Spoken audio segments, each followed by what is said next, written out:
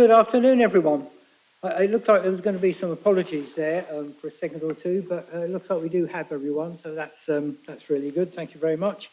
Item 2 on our agenda is, as always, declarations of interest. So if anybody has any declarations of interest to make, please make them now. But if you so discover any declaration of interest at a later date, that will be fine.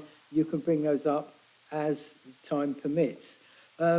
Minutes of the last meeting at item 3. Has everybody received those? Happy, thrilled and delighted that we signed those? No questions arising from them? Thank you so much. Okay, so that takes us to item 4, which is public questions. But before we get to that, what I should have done, if there is anybody online, I'm not sure if there is, but they may watch it later on. What we should do, my fault entirely, members, is to introduce ourselves. So if I can just go from Councillor Robertson just to introduce who's in the chamber. Good afternoon, I'm Councillor Richard Robertson for Petersfield Ward. Good afternoon, Patrick Shield, Albury Councillor, thanks. Jenny Gawthrop Wood, King's Hedges. Karen Young, Queen Ediths. Naomi Bennett, Abbey Ward. I'm Councillor Russ McPherson, Chair of this committee. Thank you, everyone. Sorry for that omission. That was entirely my fault. Mr. Fullerton has, I believe, tabled us a question which should be on the screen. I'm expecting it to be up on there, and I'm happy to respond to that once members have had a chance to look at it.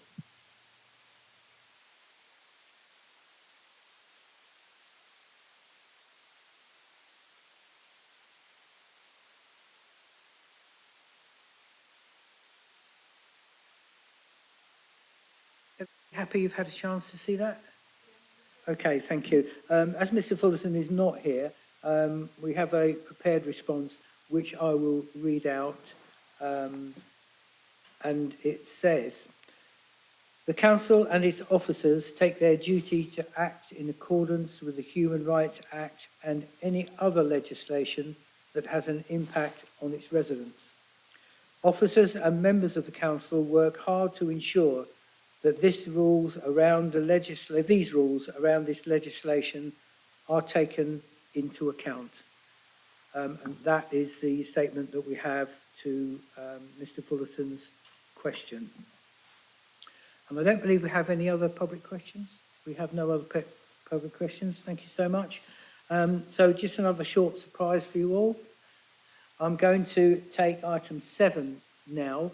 So we'll take that first, as all the other items are audit related.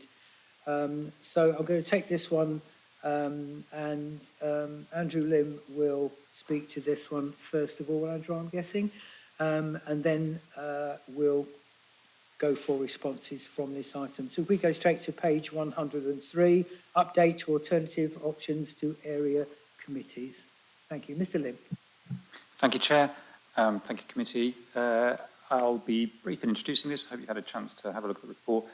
This is a follow-up to a report that came to this committee in October last year, recommending a pause of area committees for 2 cycles, I think, at that time.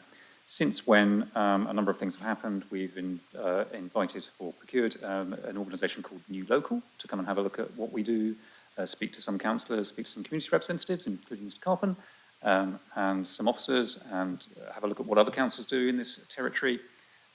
We've also done some mapping of other ways that residents can kind of get involved in touch with the council, and seen there's quite a range of activity. But I think in particular we've started trying to kind of engage with certain communities in certain parts of the city in a different way over the last few months, and we've also, the council has adopted a community wealth building strategy, which is describing how we want to kind of be increasing community power and listening much more, and being in a much more co-productive, co-design kind of space, and doing things on communities' terms in places where they're comfortable, and having a style of engagement which is not off-putting, but is involving, engaging, easy and relaxing for people to kind of come and make their thoughts known to councillors. And we've had a new director of communities join us who's developing his thinking about how he structures his group and how we, what our fundamental principles and priorities are in terms of engaging with the community more broadly. So after all of that, I was committed to kind of come back and report to you this evening, but don't have a definitive, specific kind of proposal to put in front of you now. But we do have some ideas in train that we've been developing and will continue to develop over the coming months, whilst we continue to learn from the new ways of working with communities that have been started in the city, and as the redesign of the communities group goes ahead, and so on. So my recommendation is that this committee recommends to full council that we extend the pause of area committees through to the end of this municipal year. My expectation would be that the Director of Communities brings a report to Environment and Communities Scrutiny Committee in the new year with a more worked up set of proposals of what will come next. But as the paper suggests, my expectation would be that there might be some parts of the city where there's a lot going on, where the council itself is involved in a range of different projects from regeneration and other kind of community kind of projects, where we might have a quite intense focus, whereas in the rest of the city there might be a more universal offer, which will be, I think, much more community-led, hopefully building on existing community groups and organisations where they exist, and ideally councillors working with those organisations to kind of jointly think about the kind of events we might want to hear and the format of those that would be inclusive, listening kind of events, from which ward councillors, I hope, would get a bit more profile as community champions and so on. They would have another way of gaining insight on what their communities are caring about, and would be in a position to bring that back into kind of the work they do within the council, I suppose. So that's my kind of broad thinking. That tallies with what New Local have recommended from other councils they've looked at. They said a lot of councils are wrestling with this. They're trying to a lot of councils around the country are trying to kind of find meaningful ways of engaging with their communities. Nobody's cracked it. There isn't a perfect solution, but I think we should do what's right for our communities. That should be our kind of ethos and focus, I think, and find a better way forward that is more meaningful for communities and residents, and more likely to kind of have them involved and engaged, and us able to hear their voice in order to fully inform the things we do with them. So that's my recommendation, that the committee recommend to full council a further pause of area committees whilst we develop the alternatives in more detail. Happy to take any questions, Chair. Thank you very much, Andrew. Recommendations are on page 104 at point 2. So could I ask, are there any questions? Councillor Young. Thank you, Chair.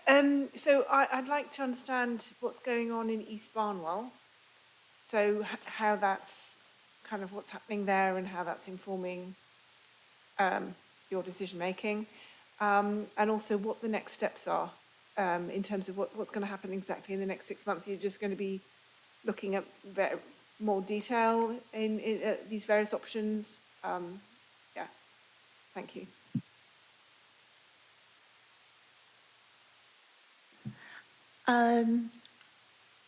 I was going to hold my tongue, but since East Barnwell has been mentioned, I want to say the Shaping Abbey project has breached the principles that the council has upheld in that report of co-production, inclusion, and making residents feel comfortable. I think there are some very basic lessons to learn from that about what not to do. And I'd also like to share my views on what good looks like. And I'll be quite short. Firstly, I think there's no one-size-fits-all solution.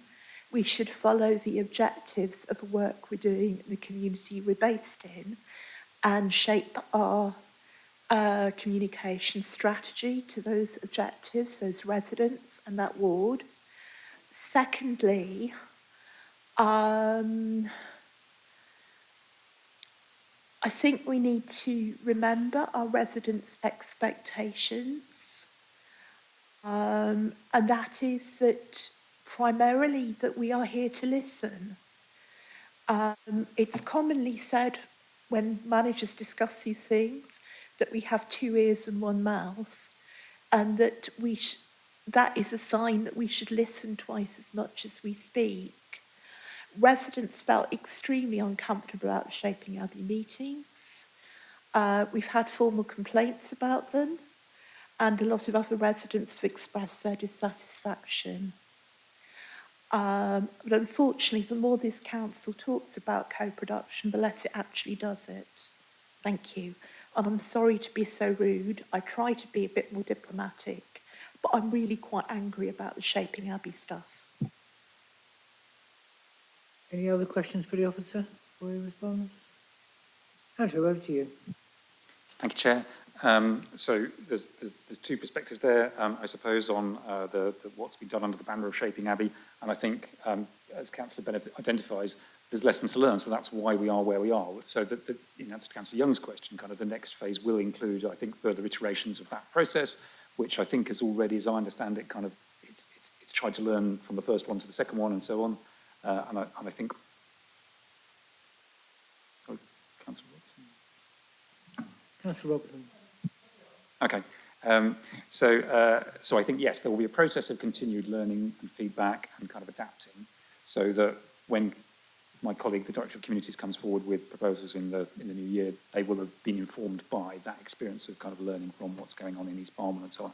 But my understanding of the broad approach is the intent, and Councillor Bennett's obviously had some experience of kind of how it's worked out in practice. The intent was to bring together community groups, residents, officers, people working on things to kind of find a place to kind of discuss how things might pan out and so on. So we're clearly learning how to do that, but I think the expectation was to kind of be more informed. So that's your kind of part of your first question about what's happening in East Barnwell. And the next steps are, I mean, that process will continue. The Director of Communities will continue his thinking about how he organises his own teams and what the kind of ethos and principles and priorities are for kind of the work of the council body with community groups as we go forward.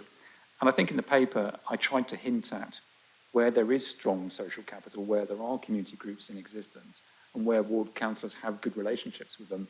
Personally, I don't see any problem with kind of trialling new ways of working over the coming months. I don't see why people couldn't do that, and just find new ways of kind of listening. It's all part of the process. But in terms of the council formally supporting that process or trying to put some shape around it, that will come forward to kind of be implemented in the next municipal year. But I think we should be a learning council, and I think if there's experience that ward councillors have of their own, neighbourhoods, then we should be receptive to hearing that and, that going forward as well. I don't think Councillor Bennett asked a particular question necessarily, but it's always helpful to have, as I say, councillors' feedback, and you're the community champions in your communities. Normally, I champion the freedom to make mistakes and learn from them. However, we are a public body. We keep talking about how we have a shortage of funds, and learning from experience is quite an expensive way of learning.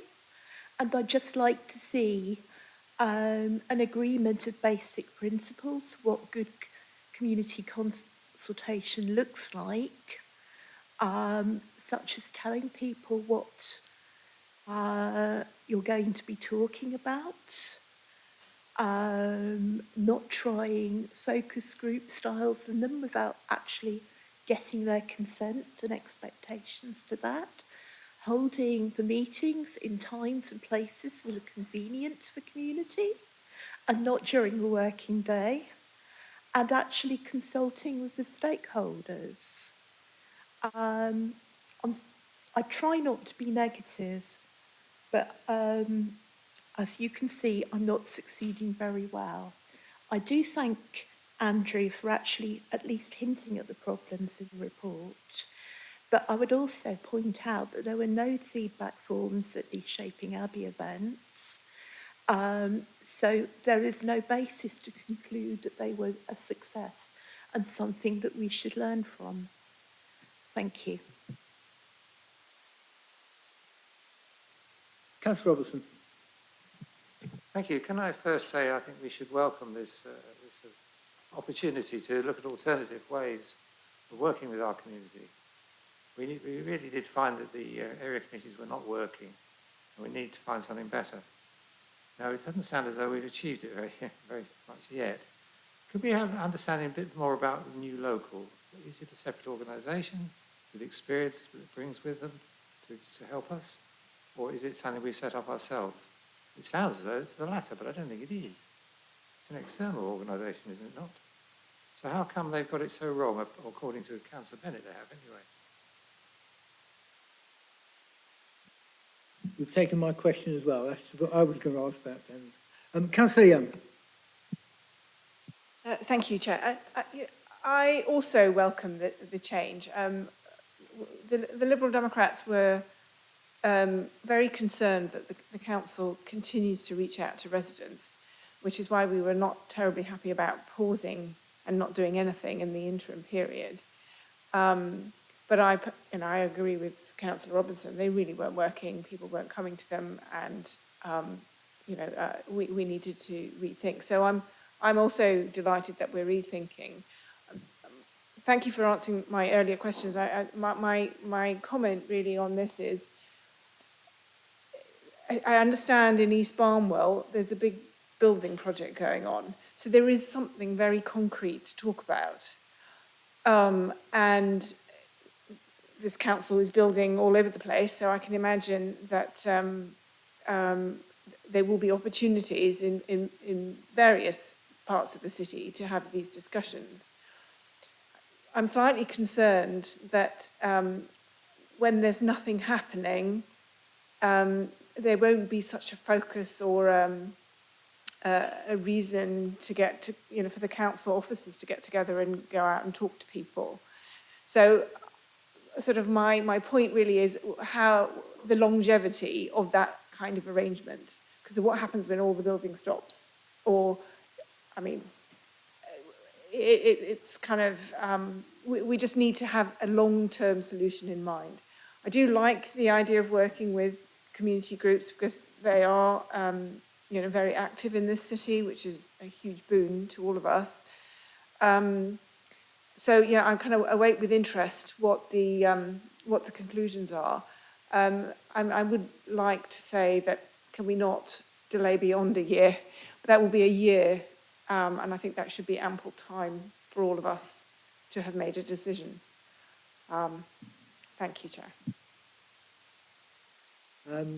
One more question, or would you like to respond now? I'll respond to Councillor Robertson's question, if I may, and Councillor Young. Thank you. So, yeah, New Local is a completely separate organisation. I think it's a not-for-profit kind of organisation that is interested in supporting councils to kind of work with their communities differently. They are, I would say, experts in the field, and they do a lot of work around community wealth building, community power, that kind of thing. They work with a number of councils across the country. And that's how we were able to kind of learn from some of the experience of those places. So their report is more playing back some ideas of how we could do things. And they make recommendations like being clear about the purpose of what you're doing and doing it in a community-engaged way. They haven't been involved in the East Barnwell process, so it's not a case of New Local getting it wrong. Councillor Bennett, I think, is saying the council's got it wrong because we've designed those events in East Barnwell, as far as I'm aware. I don't know whether we've used any kind of other external facilitation or support, but New Local haven't been involved in them. They've just done a research project for us to tell us some ideas of how we go about things going forward. So I absolutely recognise the point about if we were doing no form of community engagement for a year, then that would be pretty bleak for an organisation like ours. I think it's Appendix A, maybe there's a kind of a list of kind of all the ways that we are engaging with communities in different ways. So there's the growth forums, there's all the kind of ward walks and all those things, all the things you do as part of your kind of, ward councillor roles as well. You've been on the doorsteps in your wards for the last 3 months or so, it must feel like. So you probably have a very good idea of kind of what a lot of your residents think about things. So I think all of those things are part of the mix. And I hope going forward, your point about the East Barnwell project was probably stimulated by that regeneration project, but it's not the only thing that's going on in East Barnwell and Abbey Ward more broadly.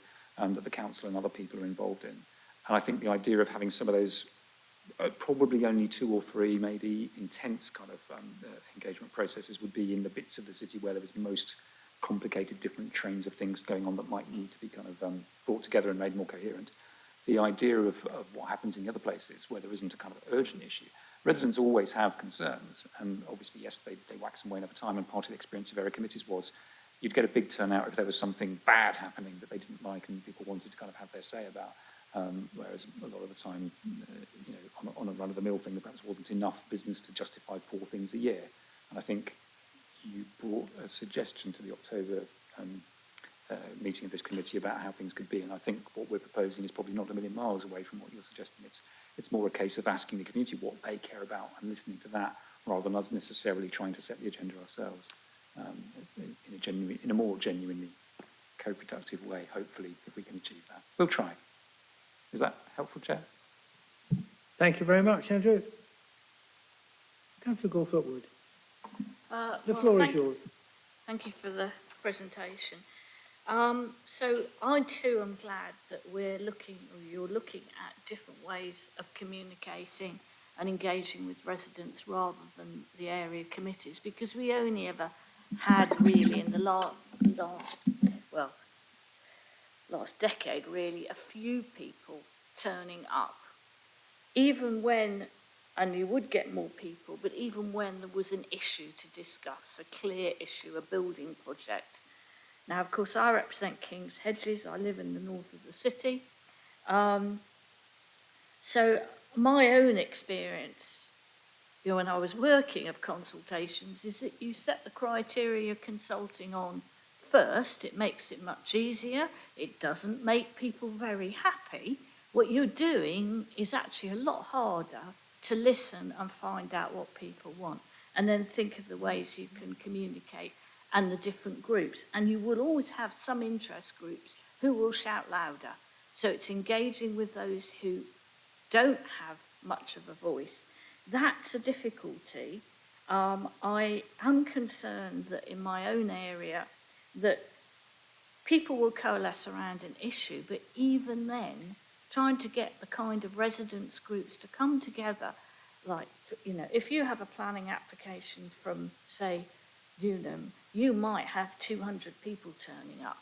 That's extremely difficult to get that kind of engagement in the north of the city, possibly around Milton Road. But equally, the residents, we have a resident group. I know the people who run it, but it's a very tiny, it's really 2 people. So how we do this, I really do think it's important to look at this. I know from my area that the council is doing a lot. We have lots of council homes there. We have lots of engagement with the communities departments from the city and grant aid. So I support what you're doing, but I recognise this will be difficult.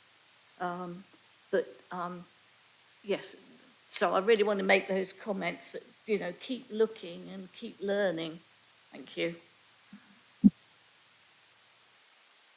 Thank you, Chair. And just to respond to Councillor Gorthwood's points, I absolutely agree with all of that. And I think it also comes back to something that Councillor Bennett said about not one size fits all, even down to the fact that a ward isn't actually an area that a lot of residents would necessarily identify with. It's more about neighbourhoods, maybe. That's difficult for us to kind of manage. But as you say, you as councillors will know these groups, you'll know your wards, you'll know the issues that people care about.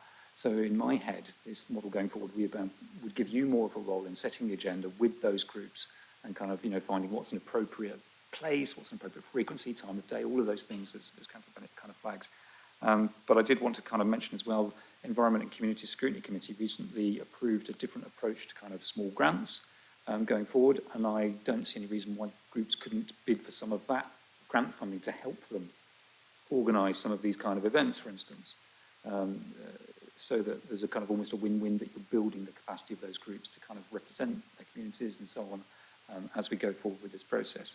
There is a separate project on community engagement which the colleagues will bring forward, and I would hope that revisiting our principles would be part of that. We'll see. But I'm grateful for all the comments and feedback from the committee this evening. I'll feed them back to the Director of Communities and his team, and hope that we'll bring forward some exciting opportunities for the council to kind of be out there in its community, listening and bringing insight back as we go forward. Thank you for that, Andrew. Any further questions? Okay, I will... Yeah, please, carry on. I just want to check, in the report from the local people, there's a set of recommendations. I think we're not actually accepting them all en bloc right at this stage. We're just accepting the recommendations on page 105. Is that correct?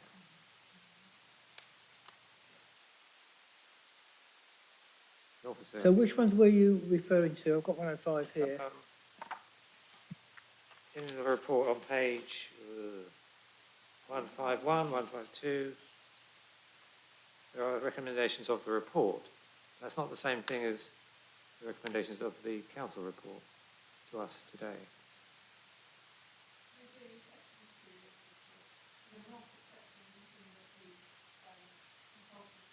Yes, exactly.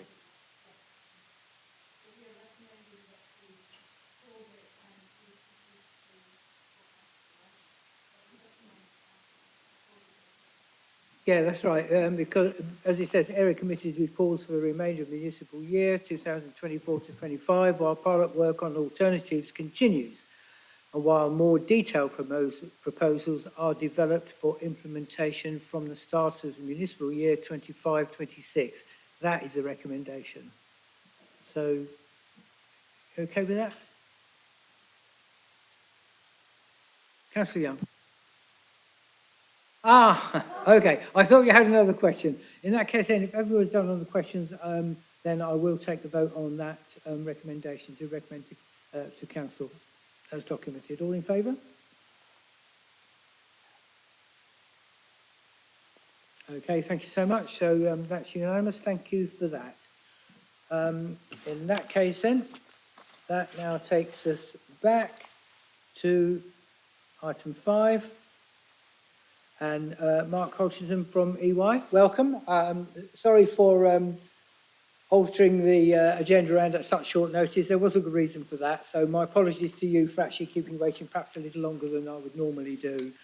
And welcome to Jodie. I believe it's your first meeting. Welcome.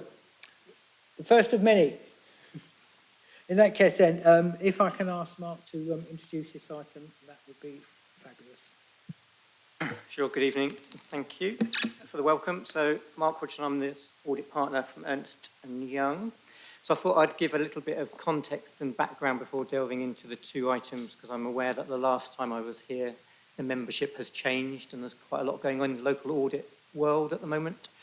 And I know Jodie gave a briefing to you earlier in the week, but useful for me to reiterate some of the key points and perhaps an external audit perspective on those.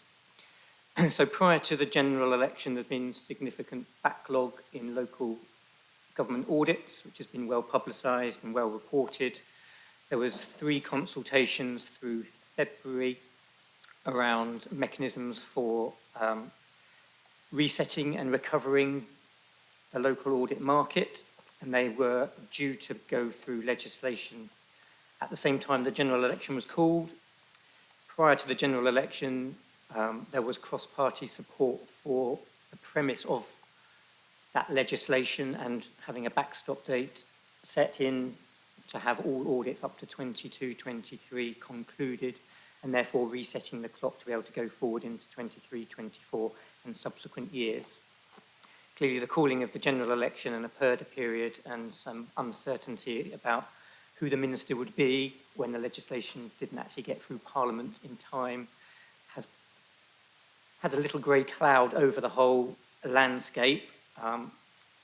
There is no guidance that has formally come out to date, so we are working on the same premise that the legislation will go through when there is parliamentary time for it to do so, but the proposal of a 30th of September backstop is now unlikely given the time available for that parliamentary process to be concluded before summer recess and then into September before the 30th of September. So we eagerly await that guidance from DLUC and the Financial Reporting Council.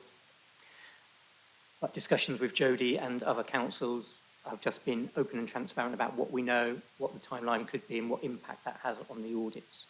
So I say that in the context of the 2 reports that we have today, because one's forward-looking for 23-24 audit plan and one's backward-looking for value for money arrangements, so just to get you in that space. But happy to take any questions on kind of that as we go through.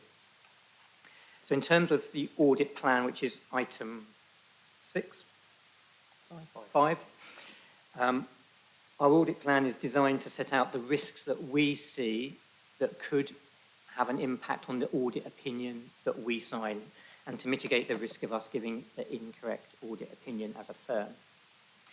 So they do pick up on accounting items that we will go through in terms of audit risks. But firstly, on page 10, I think it's important for you to recognise that we're working to a materiality level of 3.39 million. Sorry, my report, page 10, yes, in item 5.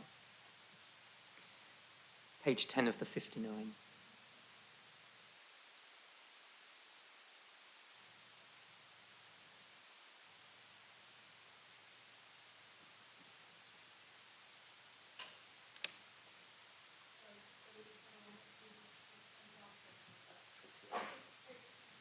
Page 28, yeah, indeed. Sorry. So 3.39 million being our materiality level for both the group and the council. So primarily anything that is an audit error above that would have an impact on the audit opinion that we were able to issue, and clearly quite a significant threshold. We then have a reporting item of 100, or a reporting level of 169,500. So any audit difference above that, we would bring back to you when we bring our audit results report. So you have an ability to see the level of error in the draft financial statements, if at all, and then take a judgment upon that as a committee. Equally important on that page for you to recognise is we set a tolerable threshold, so where we draw our sample sizes for, and we have a range, and setting it at 75% is the upper end of our range, and that is predicated on our knowledge of you as an entity and the historic level of audit errors in the past. So the last set of audit accounts being 21-22 was a low level of audit error, and therefore we don't foresee there being a high level in 23-24, so set it at the higher end. Then moving back a couple of pages to pages 8 and 9, which must be 26 and 27 of your pack, is our audit risks. As a committee, I think you can take that it's a fairly stable audit risk profile, given the sea of grey colour across those. So I was going to focus on the ones that have a bit more colour to them. So we've increased the risk around pension assets. So historically, there was a pension liability in most local authority accounts, including yours, in prior years. Given the performance of pension funds, that has turned into an asset position, but there are rules and regulations around the extent of the asset you can take. There's a lot of audit work required to establish that the calculation of that asset ceiling is correct, and then the correct disclosures have been made, and that drives a higher risk threshold.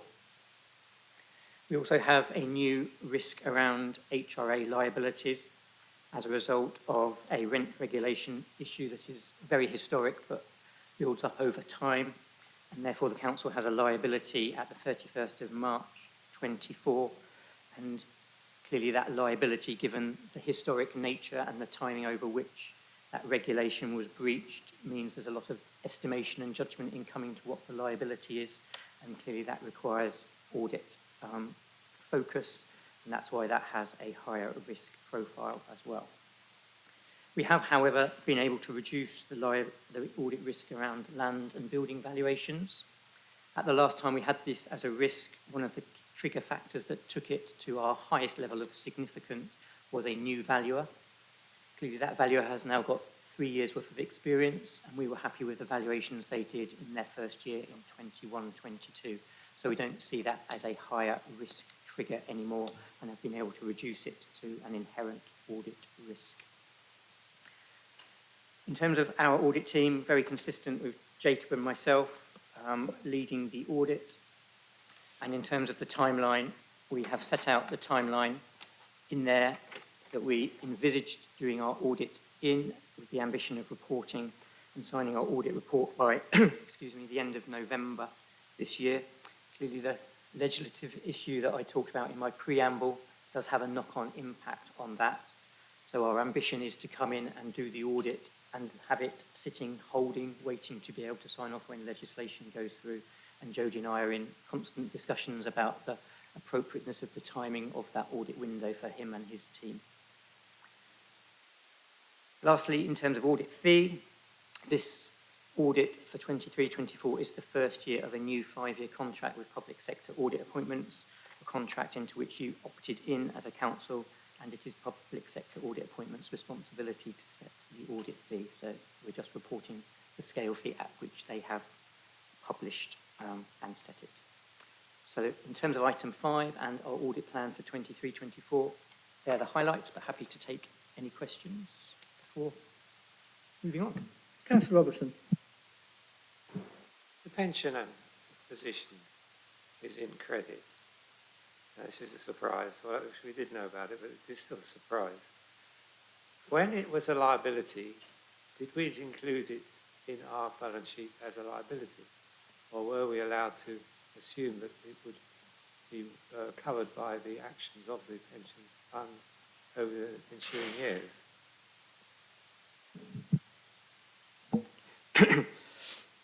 It was a liability, or your proportion of the pension fund's liability was reported in your accounts at the 31st of March each year. It is a snapshot at that point in time, irrespective of future actions the pension fund may take to recover it. So it is literally at midnight on the 31st of March that you report your position as a council. Sorry, can we be clear? Was it a liability in our balance sheet, or was it just a note? A liability on your balance sheet, yes. Okay. And now the proposal is to include the positive position as an asset on our balance sheet, is it?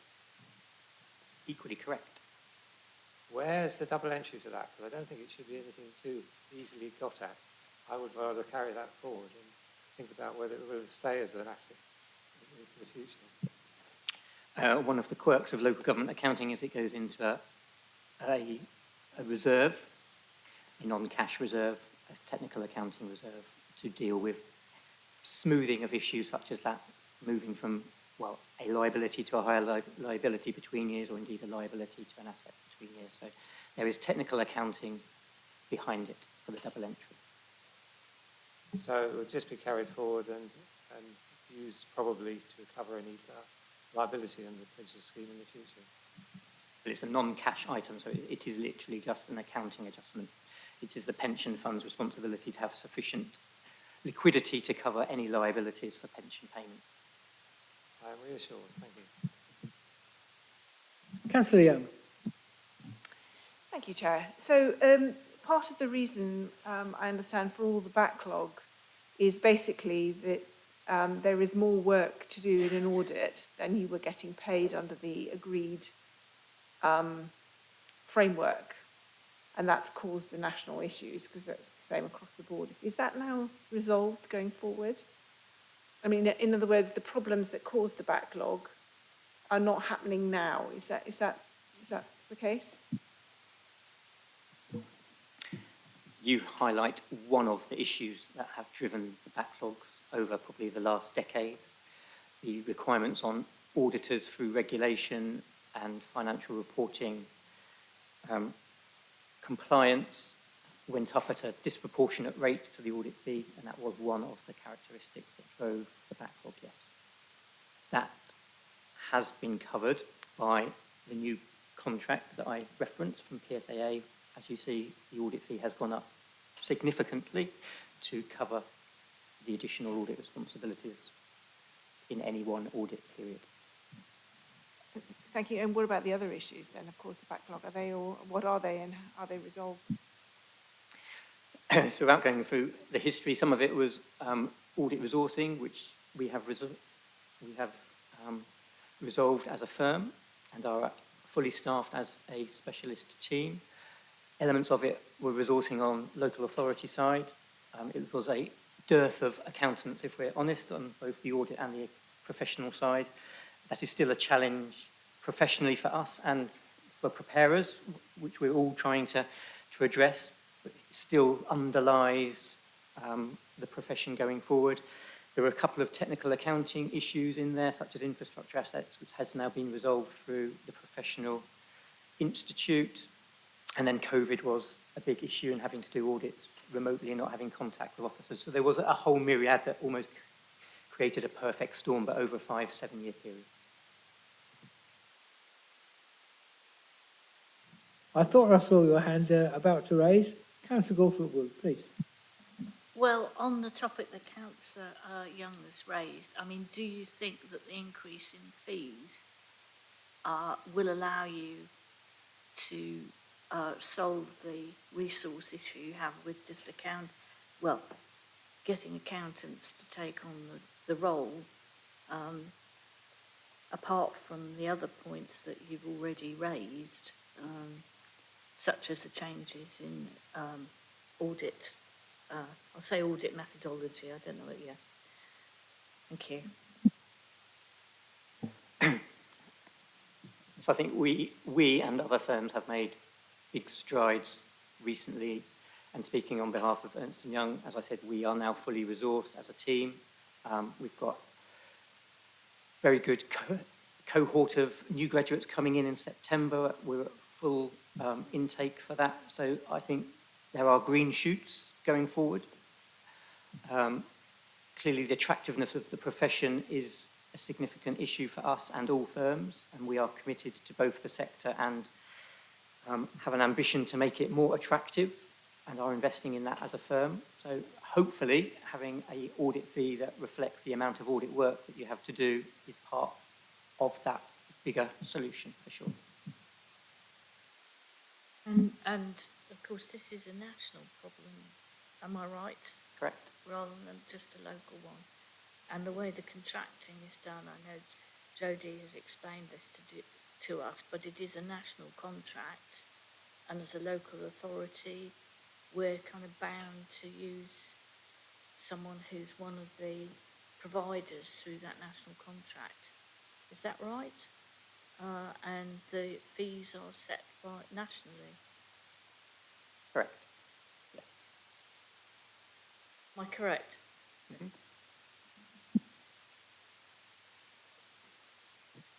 Councillor Robertson. The Audit Commission was disbanded by the Tories with the intention of putting it into the hands of an enterprise to provide the services. And look what has happened. It's gone back to being a monopoly. Bring back the Audit Commission.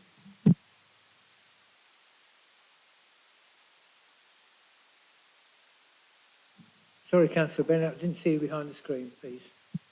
I'm just very shy, Chair. Mark, thank you very much for your answers to all these questions. A couple of questions for you, and also one for the committee as a whole. So I know that our accounts, we're not, say, adding up errors or recording errors. Most of the audit adjustments will normally be highly technical issues. However, while they might not affect our cash position, they do affect our reserves. And like many councils, we're sailing a little bit closer to minimum reserve levels. Are there any joys and treats that your technical accountancy colleagues are coming up with that may have a technical impact on our accounts that you'd like to tell us about? That's a very good question in current times, for sure. I think we have to distinguish between the role of external audit and the contract we have of providing assurance to you over the way that council tax money is spent and the financial statements against advice about how to do things in a different way that could release cash or be cash flow benefits. And one of the key principles of external audit in public sector is the independence and the role around that independence, so we don't provide that kind of advice. Clearly, if we've come across an accounting treatment that the council has chosen to adopt, which we think is either incorrect or could be done in a different way as part of our procedures, we would have that dialogue with Jodie in his role. And if it has the benefit of a cash flow release or a reserve release or positive benefit, that is a byproduct of an independent audit as opposed to providing advice to Jodie on what to do. I think the two are very distinct and we would not cross that boundary. Stop you there and say that wasn't actually the question I was asking. We're not a council that is particularly interested in financial chicanery. I'm sure there are some such out there. What I was asking is, does the Accounting Standards Committee have anything coming up that is likely to have an impact on how we present our results that you're aware of? Apologies then that I misinterpreted your question. The only new standard coming in is IFRS 16 on leases, which is set out in our audit plan as an identifier for future reference. There are no other standards of which I'm aware currently that would impact financial reporting in 23-24 or 24-25. Thank you, that's very helpful. And my question for the committee is that I know that we're all well aware of the reasons why accounts are not being audited, but the public does not understand it. And we're getting a lot of chatter on social media and in the public realm about it. People are suspicious and anxious. What are we going to do as a committee to resolve that?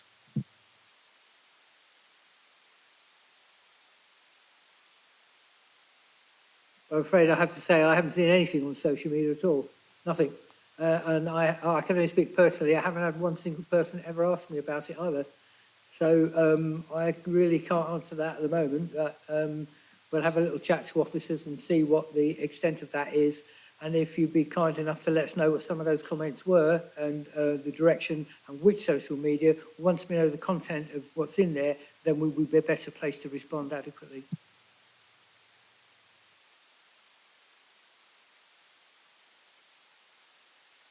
Okay, all quiet, so nothing happening, must be me. I do have a couple of questions, but you'll be delighted to know they'll be simple ones. So I'm just, I have to say, I'm rather interested that having more money rather than less is deemed as a risk. Now, call me old-fashioned, but I didn't really get that. So if we've reached the ceiling where the pensions have got too much money, so what happens then? And if it continues that way, what would we do then? And with that surplus money, because I'm guessing that means it's surplus, what sort of outlet would we have? Does it have to? Because my understanding of pensions is that's what it has to say. You can't just hive it off and leave it, use it for something else. So unless we, I don't quite understand how we get out of that and what happens next and what sort of risk, why it's deemed a risk to the council, I'm afraid eludes me. Again, good question.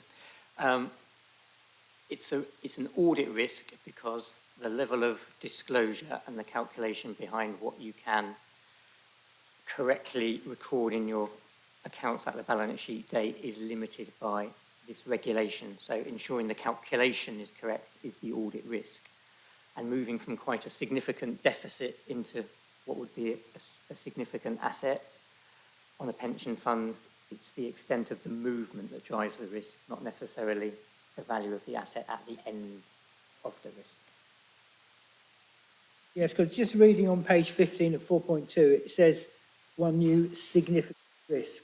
And I believe also on page 36, it expands on that. And it does explain there is a limit on the size of the net pensions, etc., etc.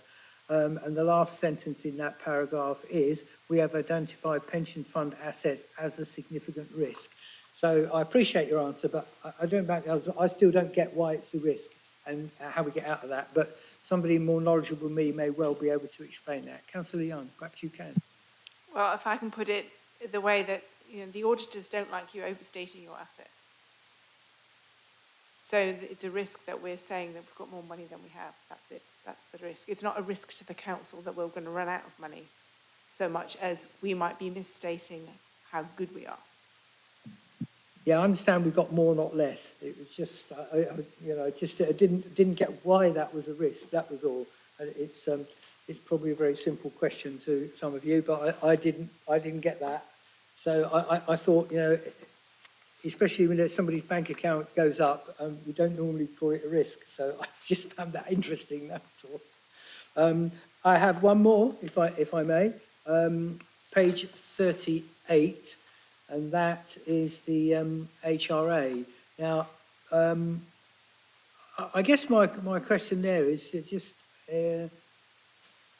what is the likely impact to the council? I get that as a risk. Yeah, I mean, that makes perfect sense to me, that, because that's less, not more. So even I get that.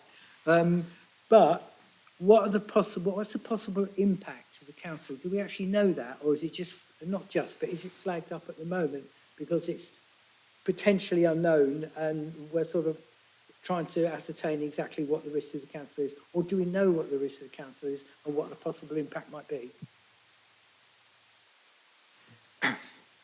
So, at the point we issued the audit plan, we were aware of the breach and the fact that the council would have a liability to people it had overcharged. The extent and quantum of that obligation to repay overpaid rent was the question. In the draft financial statements that are being prepared by Jody and his team, they have now made an estimation and a calculation which will be a provision in the balance sheet at the 31st of March, i.e. a provision to repay X amount of money to those overpaid residents. And clearly it is the judgment and the complexity of that estimation that we need to audit and get comfort over.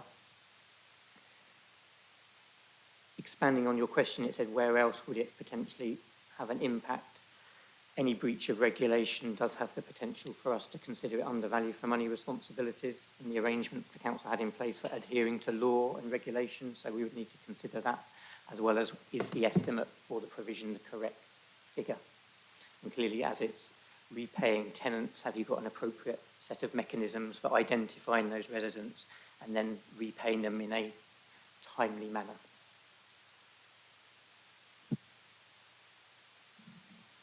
And I only have another small question, unbelievable for me, I know. Page 88, right at the bottom.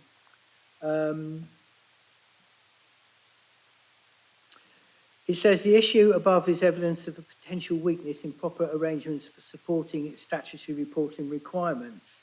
And that is in response to the authority was unable to publish draft statement of accounts by the target dates outlined in the accounts audit, which is basically what Karen was saying.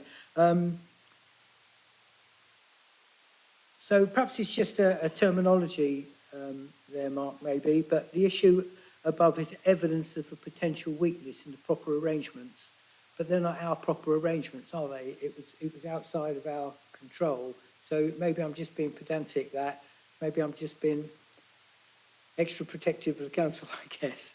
But it's not a weakness, as far as I see it, it's not a weakness in our proper arrangements. It was a situation that we couldn't control.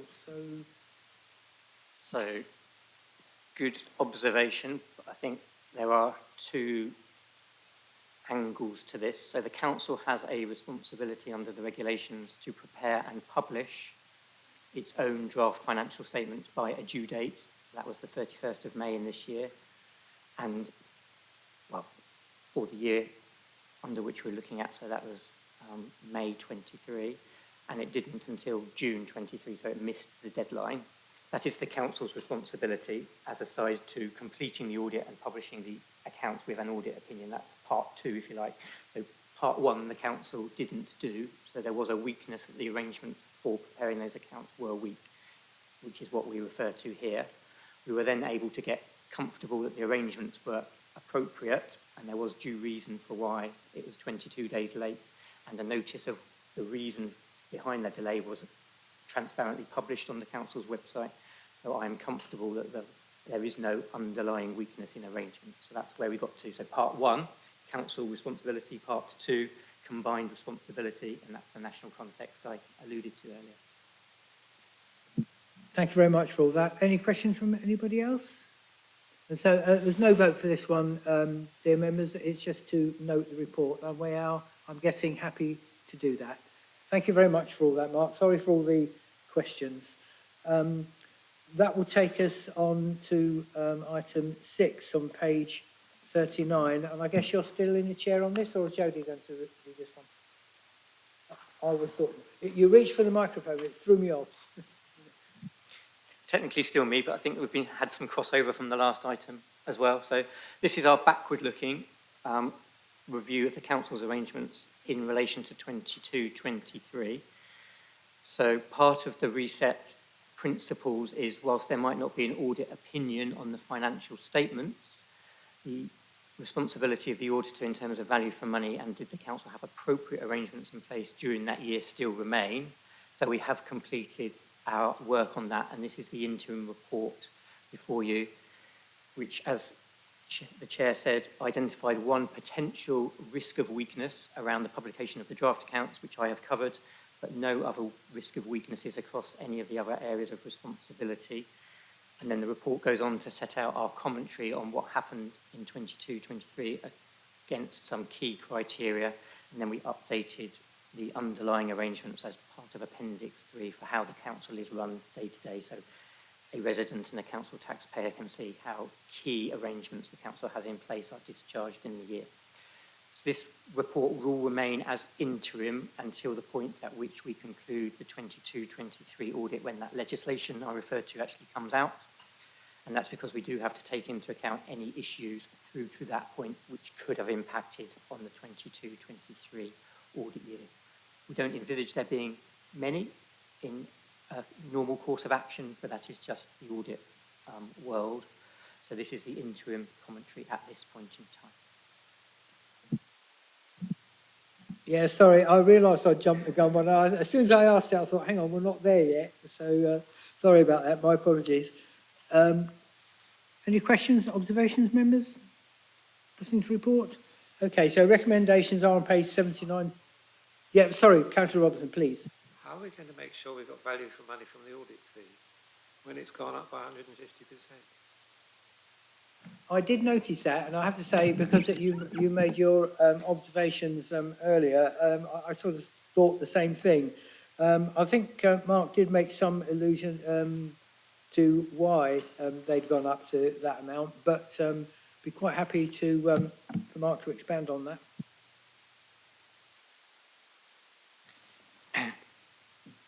Clearly, it's a really difficult question for an auditor to answer. And it's all to do, I think, with the level of assurance that we are providing through an audit opinion that you as a council have discharged your statutory responsibilities and that your accounts represent a true and fair view. And when you're spending the amount of council taxpayers' money that you are, assurance over those figures is a costly service to provide. At the absolute level of the assurance, and when you then have code responsibilities about value for money and commentary together in our code responsibilities, that gets you to the fee that an independent body thinks is appropriate for a level of risk for your entity. Whether that in your mind is value for money may be different from what it is in my mind, for sure, and that I guess is a altruistic debate to have, but that's kind of where it is. It's the cost of assurance. Thank you. I think we'll have to accept that. Thank you. Okay, thank you for that. Jodie, I'm guessing, as it's come up twice, that the increased fee that we are paying would be the same as any other local authority, or is ours higher than most other authorities, and especially authorities of the same size and the same financial position as we're in, the same size city, etc. Comparable authorities, would you say that that we're in the same fee level for that?